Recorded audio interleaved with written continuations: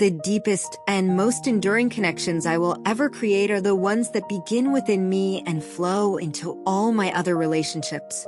Even the relationships that seem eternal may one day come to an end, but the only person who will always remain with me is myself.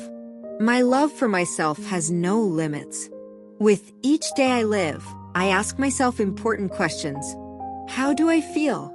Do I want to wake up in the morning? How wonderful is it to be here and now? Do I enjoy my life? Do I value my thoughts? Can I laugh at myself? Do I respect my body? Am I enough just as I am? I have the inner strength to be alone with myself. After all, how can we build harmonious relationships with others if there is no harmony within? When a person does not love themselves, they inevitably search for someone who will fix them, make them happy, or help them fulfill their goals. Dependence is the shortest path to destructive relationships. As Wayne Dyer said, any relationship in which two people try to become one whole inevitably leads to a sense of incompleteness. If you expect another person to save you or become your other half, you doom the relationship to failure before it even begins. Before entering a union, it is essential to be whole, fulfilled, and happy with yourself. If you are close to someone who does not love themselves, you will never feel your own worth. Insecurity, disappointment, jealousy, all of these are reflections of an inner conflict. Self-torment and pain are always mirrors of our beliefs about ourselves and about love. Other people's opinions of us usually say far more about the limitations of their own worldview than about who we truly are. It is important to understand that life always loves us unconditionally. I describe this in detail in my book, The Power Within Us. People who experience jealousy are usually deeply insecure. They do not respect themselves and do not believe in their own value. In my book, Heal Yourself, I explore the themes of self-respect and self-love, as well as the paths to restoring them. Jealousy, at its core, says, I am unworthy of love. I do not deserve happiness. That is why a person expects betrayal, abandonment, or rejection. This creates anger, blame, and the destruction of relationships. Being with a jealous person means agreeing with the idea that you do not deserve a healthy and loving connection. These patterns often appear in cases of domestic violence as well. In my book, The Wisdom of a Woman, I analyze such relationships in depth and offer practical steps for leaving them. Abusers either grew up in families where aggression was the norm and simply repeat familiar patterns, or they shift responsibility for their low self-esteem onto others. They do not stop the violence without deep therapeutic work. Almost always, this behavior is rooted in a conflict with one of the parents, most often the one toward whom the person carries suppressed resentment. Forgiveness is the key to their healing. They must recognize their behavioral patterns and genuinely desire change. All my relationships were reflections of the connection I had with my parents. When I first attended a seminar on loving relationships led by Sandra, I expected to learn the secrets of attracting the perfect partner. But the main focus turned out to be on relationships with our parents. This was a revelation for me. As the seminar progressed, it became clear that the roots of many of my difficulties went back to childhood, to the experiences I lived through with my mother. The fear, loneliness, and pain I felt then continued to appear in all my adult relationships. It was no surprise that I was drawn to strong men, and that they always left, abandoning me. It was no surprise that I felt unloved, insignificant, and intimidated by authority figures. I was simply continuing to live out the patterns I had learned in childhood. This seminar became a true breakthrough. I learned to forgive and let go of resentment. My inner attitude toward myself changed, and I stopped attracting the same types of men into my life. Instead of blaming men or women, it is important to ask yourself, what were my relationships with my parents like? What examples of relationships did I observe in childhood? What expectations or complaints do I now project onto partners?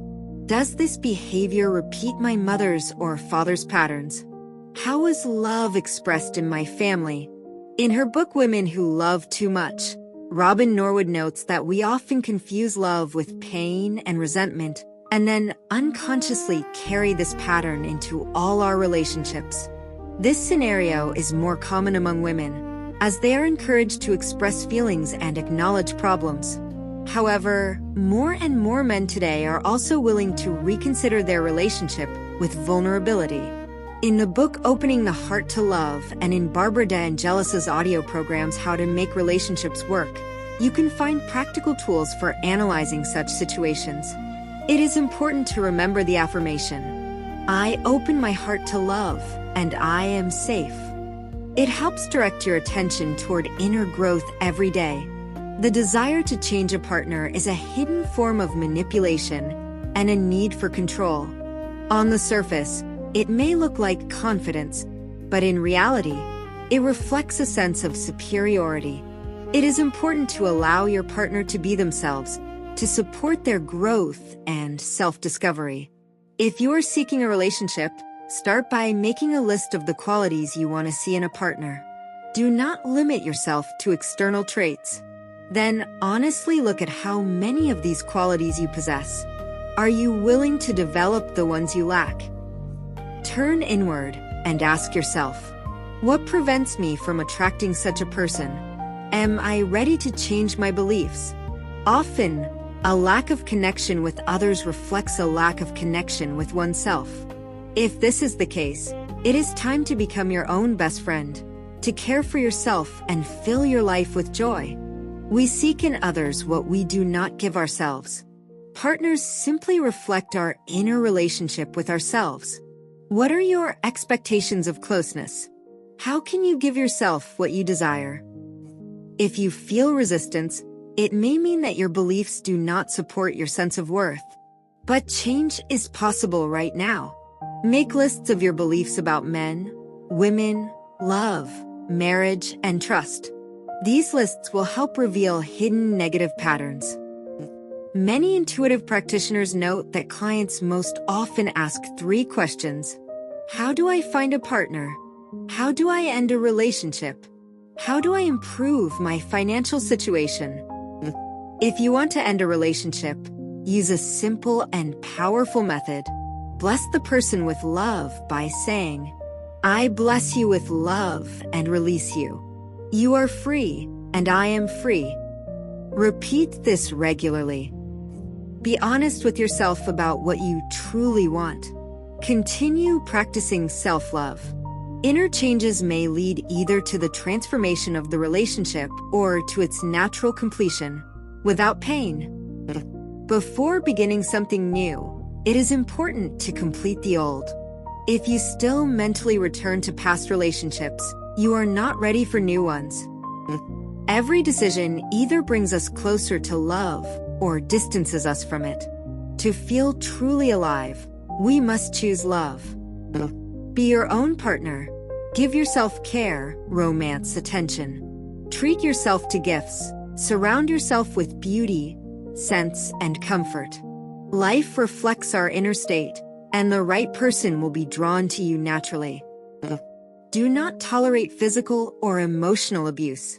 Tolerating humiliation is a rejection of your own worth. Pay attention to the signs that a relationship is ending.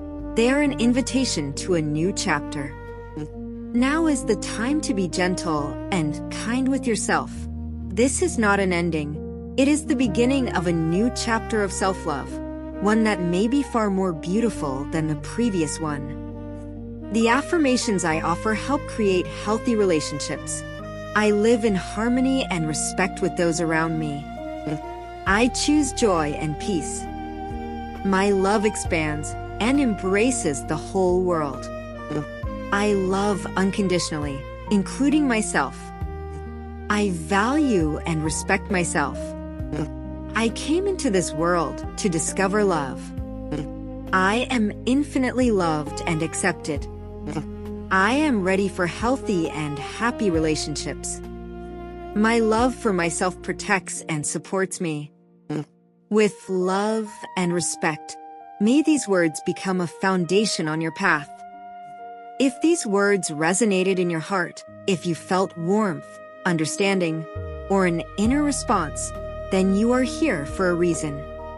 Subscribe to our channel, The Power of the New Me, to stay connected with a space of awareness, self-support, and deep inner transformation. Here we speak about self-love, personal boundaries, healing the past, mature relationships, and the inner strength that already lives within each of us. Every video is a step toward your true self. Share in the comments what touched you today. Which thought became important for you? What are you working on within yourself right now? Your words matter, not only for us, but for those who read the comments and realize, I am not alone. Someone else is going through the same thing. Support this space with a like and share the video with those who need encouragement and a reminder of their own worth. Let's create a community of people who choose conscious living, self-love, and the power of the new self.